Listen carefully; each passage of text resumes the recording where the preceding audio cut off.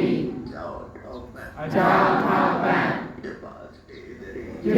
စေတည်းဒီကောင်းမှုကြောင့်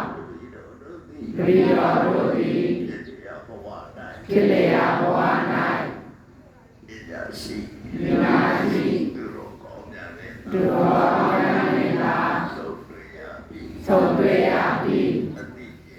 အတိပညာသင်မဲ့သောလူမိုင်းများနှင့်မဆုံတွေ့ရပါစေသာအရှင်ဘုရားဖြစ်လျာဘဝ၌အတိဉာဏ်ရှိ၍ကိုယ်ကျင့်တရားကောင်းသောပုဂ္ဂိုလ်မျိုးသားဖြစ်ရပါလို့၏အရှင်ဘုရားဤကောင်းမှု၏အဘောဘာကိုအမိယတာ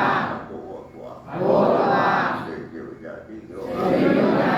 ဟာကုသိုလ်အမြတ်ဝိမာပါကုန်၏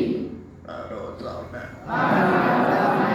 လောကဆောင်နဲ့ကုသိုလ်အမြတ်ဝိမာပါကုန်၏30ဘုံကျေးဇူးကုန်သောလုံးစုံများစွာတတ္တဝါတို့သည်ကုသိုလ်အမြတ်ဘုရားဒီနေ့ကွာတန်ဃာတော်အရှင်သူပြန်ပြီ